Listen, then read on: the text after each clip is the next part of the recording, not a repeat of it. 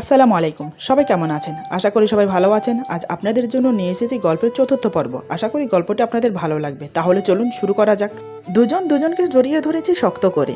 আমি থাকতে না পেরে আফরিনের ঠোঁটে আলতো করে কিস করি। এরপর ওর ঠোঁটের সাথে আমার ঠোঁট মিশে একাকার হয়ে যায়। এভাবে কতক্ষণ ছিলাম দুজন নিজেও জানি না।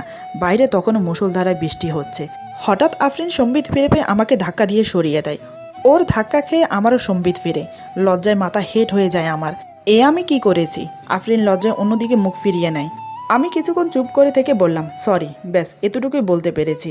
আর কিছু মুখ দিয়ে বের করার সাহস পেলাম না। আমি পকেট থেকে ফোনটা বের করে ড্রাইভার আঙ্কেলকে ফোন দিলাম। অ্যাড্রেস বলে দিয়ে ওনাকে আসতে বললাম। কেন যে ওর কথা মতো রিকশায় উঠতে গেলাম। আজ রিকশায় না উঠলে এমনটা হতো না। মনে মনে নিজের প্রতিও রাগ হচ্ছিল খুব। বুঝলাম মেয়েটা না হয় ভয় পেয়ে আমাকে জড়িয়ে ধরেছে, আর আমি কি না, ছি, ভাবতেও ঘৃণা হচ্ছে নিজের প্রতি। মনে মনে প্রবোধ গুনতে লাগলাম কখন গাড়ি আসবে। আমার পাশে বসে আফরিন মাথা নিচু করে গভীর মনোযোগ দিয়ে ভাবছে, এটা আজ কি হয়ে গেল। নিজের স্বামীকে কাছে পেয়ে তো ভালোই লেগেছে, কিন্তু সেটা হচ্ছে অনিচ্ছাকৃত। এটা তো আমি চাইনি। আমি চাই ভালোবেসে ওর মন জয় করতে। বারবার কেন যে এই পরিস্থিতির মুখোমুখি হই বুঝতে পারি না। এইসব ভাবতে ভাবতে গাড়ি চলে আসে। রিক্সা চালকের ভাড়া মিটিয়ে দুজন গাড়িতে গিয়ে বসে। আজ আর মুনতাহার বাড়িতে যাওয়া হলো না। একে তো বৃষ্টি, তার উপর রাস্তার এমন একটা ঘটনা। সারা রাস্তা আমরা আর কথা বললাম না। আমার মুখ দেখে আফরিন বুঝতে পারছে আমি বেজায় রেগে আছি, তাই সেও কথা বলতে সাহস পেল না। বাসায় ফিরতে মা আমাদেরকে দেখে বলে, কিরে খোকা, সবে মাত্র গেলি, আবার ফিরে এলি যে, কোনো সমস্যা হয়েছে নাকি?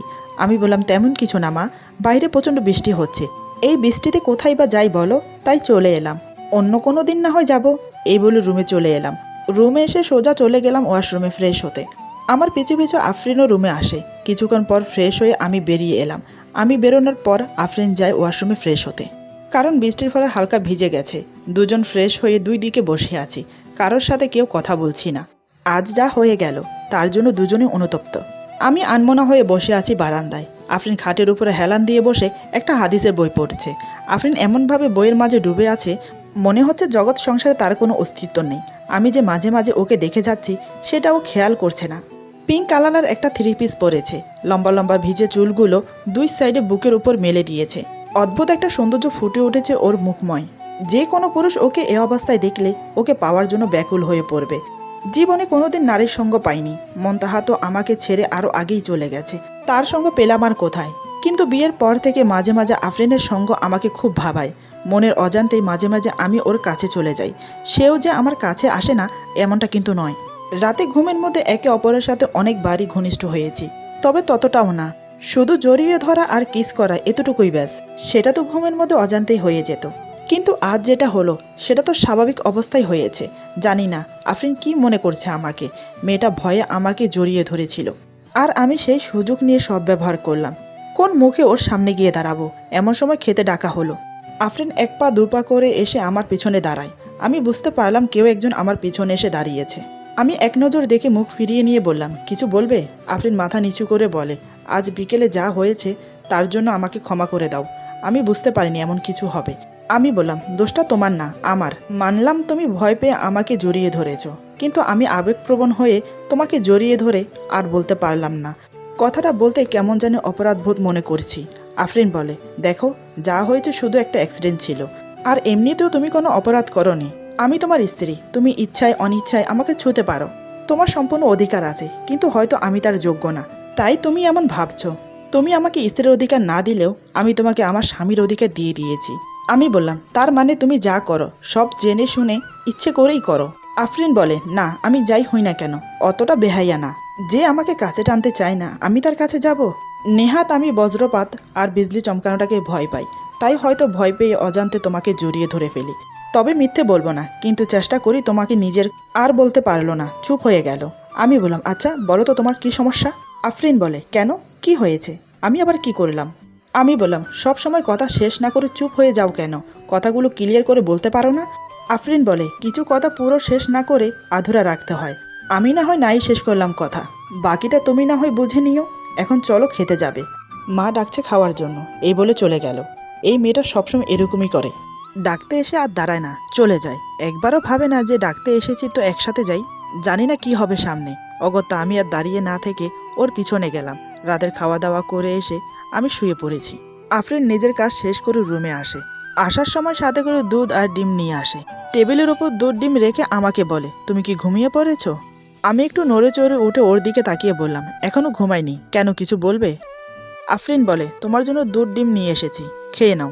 আমি বললাম, আমার খেতে ভালো লাগে না, তুমি খেয়ে নাও। আফরিন বলে, আমি অসুস্থ না, অসুস্থ তুমি, মা তো সেটাই বলল, তাই তোমাকে খেতে হবে। আমি উঠে বসে বললাম, আশ্চর্য তো, আমাকে কোন অ্যাঙ্গেল থেকে বলো তো অসুস্থ লাগে?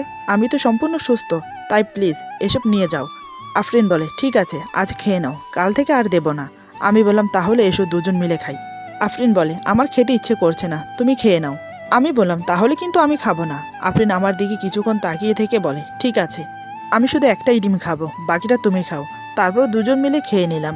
বৃষ্টি হওয়ার কারণে বাইরের পরিবেশটা প্রচুর ঠান্ডা, তার আমেজ ঘরে এসেও পড়েছে, তাই দেরি না করে দুজন শুয়ে পড়লাম। একসময় ঘুমিয়েও গেলাম। আজ আমাদের মাঝে তেমন কিছু হলো না। প্রতিদিনের মতো সকালে ঘুম থেকে উঠে ফ্রেশ হয়ে নাস্তা করলাম, তারপর বিদায় নিয়ে ক্লিনিকে চলে গেলাম। আজ তেমন কাজের প্রেশার নেই, তাই হেলান দিয়ে বসে আছি ইজি চেয়ারে, হাতে একটা কলম নিয়ে ঘোরাতে ঘোরাতে ভাবছি আফরিনের কথা। এটাই মনে হয় নিয়ম, যদি জীবনে কাউকে হারিয়ে আবার নতুন করে কাউকে পাও, তাহলে মনে হয় অতীতটা ধীরে ধীরে বিলুপ্ত হতে থাকে, আর বর্তমান তোমার সাথে যে আছে তাকে ঘিরে ভাবনা শুরু হয়। সেটা আমার হচ্ছে। বিয়ের আগে ভেবেছিলাম এমন ফিলিংস আমার আসবে না, আমি কখনো মন্তাহাকে ভুলবো না। কিন্তু আমার জীবনে আফরিন আসার সাথে সাথে সবকিছু ওলটপালট হয়ে যাচ্ছে। কেন জানি না বারবার আফরিনের কথা মনে পড়ে। তাহলে কি মন্তাহার জায়গা আফরিন নিজের করে নিচ্ছে? আজকাল কেন জানি আফরিনের সাথে কথা না বললে ভালো লাগে না।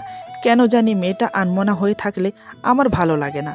চেম্বারে বসে বসে এসব ভাবছি। এমন সময় আফরিন আমার ক্লিনিকে আসে। ওকে দেখে আমি কিছুটা অবাক হয়েছি। সাথে দেখছি পুষিকে নিয়ে এসেছে। ওর কিছু হলো নাকি? আফরিন আমাকে সালাম দিয়ে বলে, কিছু মনে করো না, তোমাকে না জানিয়ে তোমার ক্লিনিকে চলে এসেছি। আসলে পুষি 2বার বমি করেছে, আর কেমন জানি ঝিমিয়ে ঝিমিয়ে আছে, কিছু খাচ্ছে না সকাল থেকে। অনেকবার ট্রাই করেছি, তাই মা বলল তোমার কাছে নিয়ে আসতে। আফরিন খুব উত্তেজিতভাবে বলছে। আমি ওকে সান্ত্বনা দিয়ে বললাম, তুমি এত ব্যস্ত হইও না, এখানে বসো শান্ত হয়ে, তুমি বরং পুষিকে আমাকে দাও, আমি দেখি কি হয়েছে ওর। এই বলে আমি আফরিনের কোল থেকে পুষিকে নিজের কাছে নিলাম। তারপর ওকে চেক আপ করে দেখলাম, তেমন কোনো সমস্যা হয়নি, মনে হয় গরমের জন্য এমনটা হয়েছে। তারপরও 2টো ওষুধ দিয়ে দিলাম। আমি ওর দিকে তাকিয়ে বললাম, দুপুর তো হয়ে এসেছে, কিছু খাবে, অর্ডার করব? আফরিন বলে, না, বাসায় রান্না হয়ে গেছে, বাসায় গিয়ে না হয় খাবো, তুমি যাবে? আমি বললাম, একটু ওয়েট করো, কিছুক্ষণ পর বের হব। কথাটা বললাম ঠিকই, কিন্তু বাসায় ফেরা আর হলো না। তখন বর্ষাকাল ছিল, কখন বৃষ্টি হয় বলা যায় না। আমি কাজ শেষ করে যেই না আফরিনকে নিয়ে বেরোতে যাব, ঠিক তখনই বৃষ্টি শুরু হলো। এতটাই বৃষ্টি হচ্ছে যে সামনে থেকে কিছু দেখা যাচ্ছে না। আফরিন বলে, যা বাবা, একটু আগেও তো আকাশ পরিষ্কার ছিল, হঠাৎ এভাবে বৃষ্টি আসলো কি করে? আমি বললাম, ম্যাডাম, এখন বর্ষাকাল, এখন দেখছো বৃষ্টি হচ্ছে, একটু পরে দেখবে রোদ উঠেছে, এটাই নিয়ম। আফরিন বলে, এখন বাসায় ফিরবো কি করে?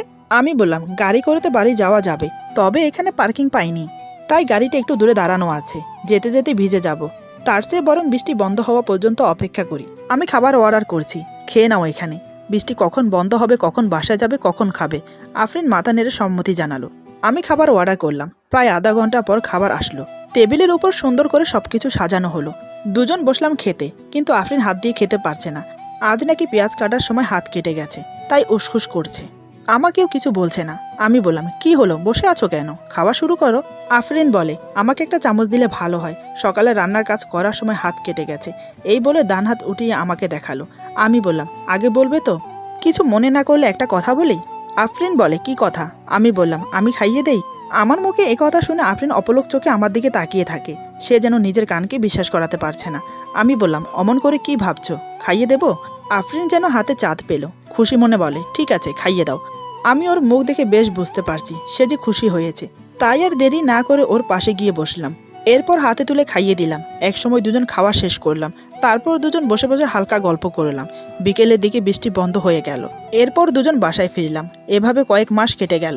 আমাদের মাঝে তেমন সদ্ভাব এখনো হয়নি। আজ আমি ক্লিনিক থেকে তাড়াতাড়ি বাসায় ফিরবো, কারণ আজ আফরিনের জন্মদিন।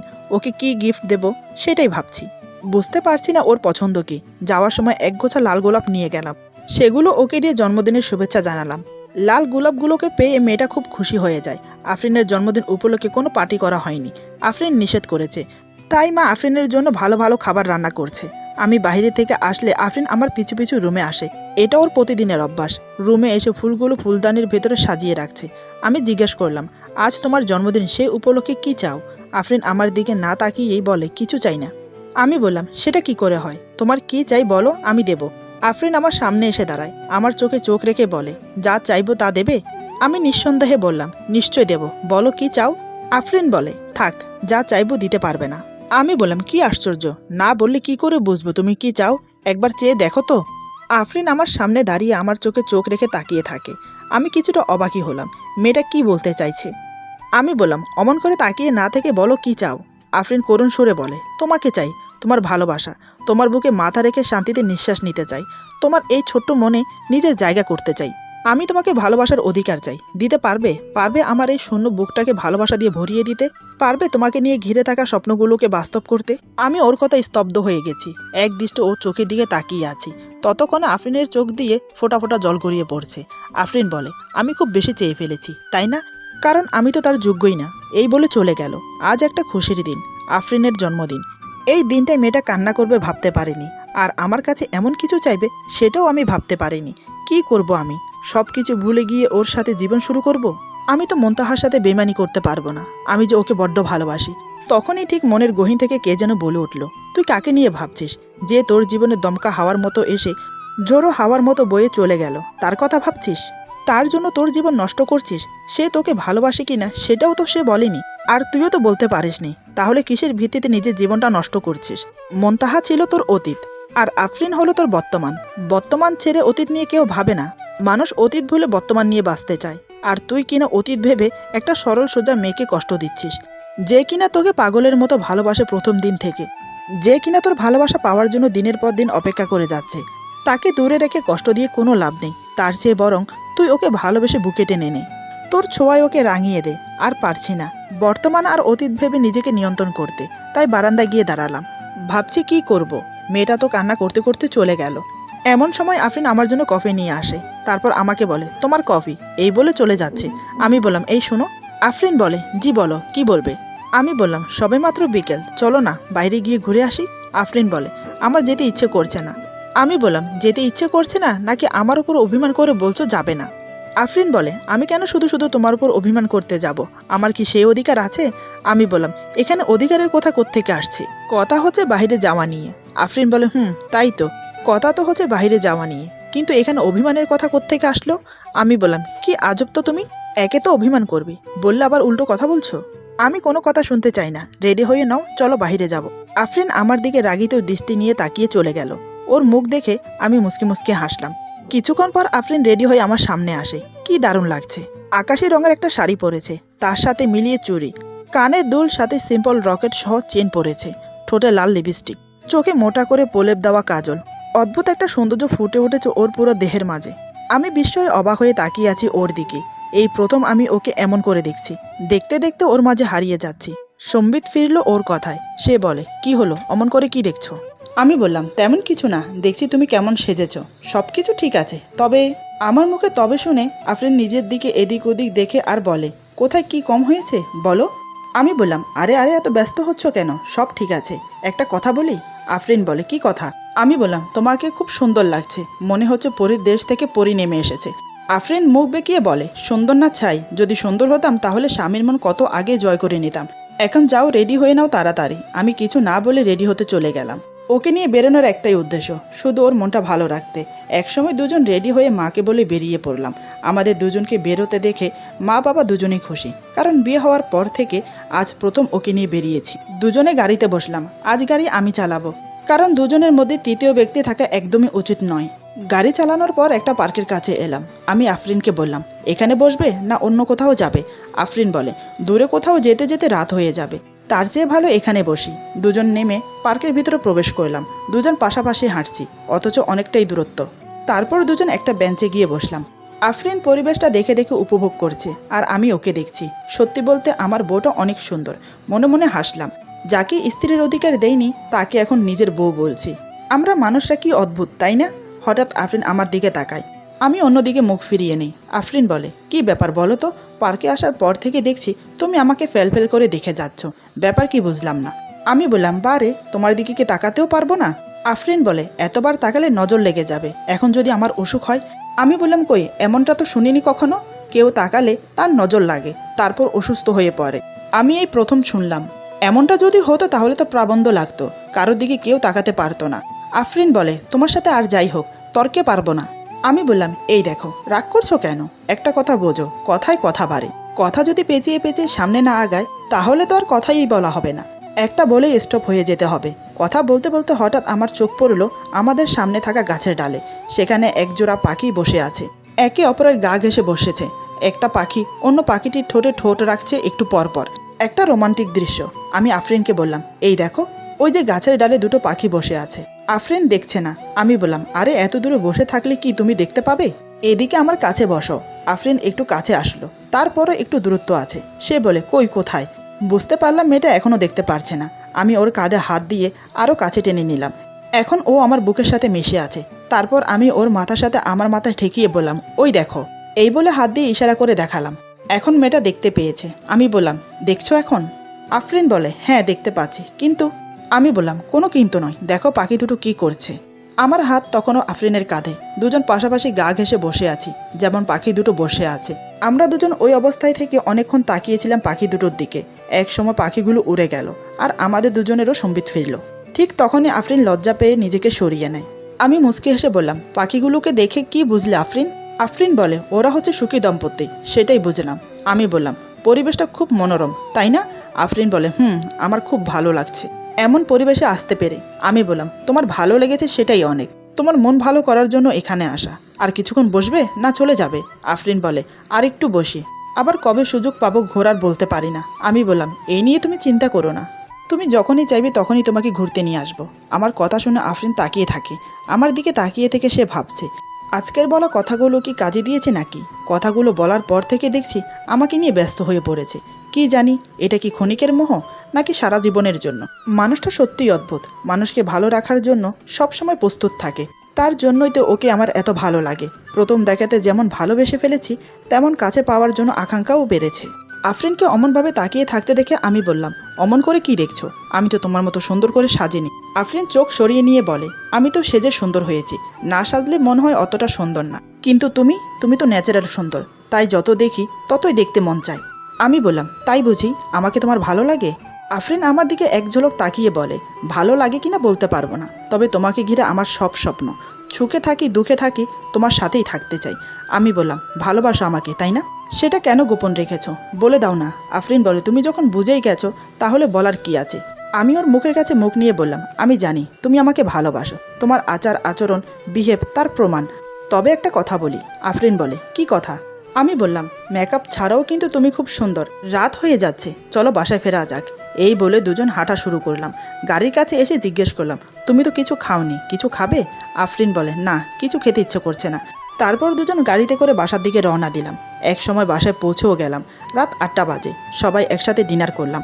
আমি ডিনার শেষ করে প্রতিদিনের মতো রুমে চলে এসেছি। আফরিন তার হাতের কাজ শেষ করে রুমে আসে। আমি বললাম, তোমার কাজ শেষ হয়েছে? আফরিন বলে, হ্যাঁ, কেন? আমি বললাম, তেমন কিছু না, একটু ছাদে যেতে ইচ্ছে করছিল। তুমি যাবে? আফরিন এক কথা রাজি হয়ে গেল। সে তো চায় আমার সাথে সময় কাটাতে, তাই সুযোগ হাতছাড়া করতে চায় না। দুজন ছাদে গিয়ে বসলাম। আজ দুজন পাশাপাশি বসেছি। চারিদিক নিস্তব্ধ হয়ে আছে। আজ আকাশে চাঁদ নেই, মেঘের আড়ালে ঢাকা পড়েছে। ঠান্ডা ঠান্ডা বাতাস বইছে, বৃষ্টি আসার সম্ভাবনা আছে। তবে নিঝুম পরিবেশ খুব দারুণ লাগছে, কারণ এমন পরিবেশে পাশে সুন্দরী বউ থাকলে কার না ভালো লাগে। আমার খুব ইচ্ছে করছিল আফরিনকে কাছে পেতে, ওর শরীরের সাথে নিজের শরীরটা মিশিয়ে দিতে। ইচ্ছে করছে জড়িয়ে ধরে অনেকগুলো কিস করি, কিন্তু কিভাবে? হঠাৎ করে তো আর সবকিছু হয়ে যায় না। সবকিছু স্বাভাবিক করে নিজের করে নিতে একটু সময় লাগে, কিন্তু আমার যে মন মানছে না। ভাবতে লাগলাম কি করা যায়। চারিদিকে অন্ধকার থাকার কারণে কিছু ভালো করে দেখা যাচ্ছে না। আমি তারই সুযোগ নিলাম। আফরিন আনমনা হয়ে আকাশের দিকে তাকিয়ে আছে। আমি জানি এখন ওর কোনো দিকে খেয়াল নেই। এই সুযোগে আমি ধীরে ধীরে পেছন থেকে ওর কাঁধে হাত রাখি। আফরিন হয়তো ভেবেছে আমি ওর কাঁধে হাত রেখেছি, তাই চুপচাপ আকাশের দিকে তাকিয়ে আছে, এদিকে কোনো খেয়াল করছে না। ওকে ভয় দেখানোর জন্য আমি কাঁপা কাঁপা গলায় বললাম, আফরিন, তো তোমার কাঁধে ওইটা কার হাত? আফরিন বলে, মজা করছো কেন? তুমিই তো আমার কাঁধে হাত রেখেছো। আমি বললাম, আরে না, আমি কেন শুধু শুধু তোমার কাঁধে হাত রাখতে যাব। এবার আফরিন ভয় পেয়ে গেল। সে কাঁপা কাঁপা গলায় বলে, সত্যি? তো তুমি হাত রাখোনি? তাহলে এটা কার হাত? আমি কাঁপা কাঁপা গলায় বললাম, আমি তো জানি না এটা কার হাত, মনে হয় ভূতের হাত। আমার কথা শেষ না হতে আফরিন জোরে চিৎকার দেয়। ওর চিৎকারে আমি দু কান চেপে ধরতে বাধ্য হয়েছি। আফরিন চিৎকার দিয়ে সোজা আমার বুকে। এটাই তো আমি চেয়েছি। আমি কান থেকে হাত সরিয়ে আফরিনকে শক্ত করে জড়িয়ে ধরলাম। ও ওকে বুকের মাঝে পেয়ে অন্যরকম একটা অনুভূতি অনুভব করছি। এটাই কি ভালোবাসা? মেয়েটা ঠকঠক করে কাঁপছে। আমি ওর মাথায় আলতো করে কিস করি। সে যে ভূতে এত ভয় পায় কে জানতো। তবে প্ল্যানটা সাকসেসফুল হলো। আমি বললাম, কি হলো, তুমি কি ভয় পাচ্ছ? আফরিন বলে, আমার খুব ভয় করছে। এখানে ভূত আছে, তুমি আগে বলবে না? তাহলে তো আমি ছাদেই আসতাম না। আমি বললাম, আরে আমি জানি নাকি ছাদে ভূত আছে? আজই তো প্রথম অনুভব করলাম। তুমি ভয় পেও না, আমি আছি তো। তুমি শুধু শক্ত করে আমাকে জড়িয়ে থাকো। ভূত চলে গেলে আমি তোমাকে বলবো। এভাবে কতক্ষণ একে অপরকে জড়িয়ে ধরেছিলাম জানি না, তবে আমি ছেড়ে দিতে বাধ্য হলাম। কারণ ওকে বুকে পেয়ে আমার যৌন চাহিদা বৃদ্ধি পাচ্ছে। আমি খুব উত্তেজিত হয়ে পড়েছি, তাই নিজেকে সরিয়ে নিলাম। আমি আফরিনকে বললাম, চলো নিচে যাই। এই বলে ওকে রেখে উঠে দাঁড়িয়ে হাঁটতে শুরু করলাম। আমি তো ভুলেই গেছি ও যে ভূতে ভয় পায়। আমাকে চলে যেতে দেখে আফরিন যা করলো তা আমি আশা করিনি। আমি বিস্ময়ে অবাক হয়ে গিয়েছিলাম। ভয় পেলে মানুষ এমনও করে? কি করব আমি? কি উত্তর দেব? কি করা উচিত? সেই মুহূর্তে সেখানে দাঁড়িয়ে সব ভুলে গেছি। এরপর যা হলো। আজকের গল্প এখানে সমাপ্ত। গল্পের বাকি অংশ পেয়ে যাবেন আগামী পর্বে। সবাই ভালো থাকবেন, সুস্থ থাকবেন। আল্লাহ হাফেজ।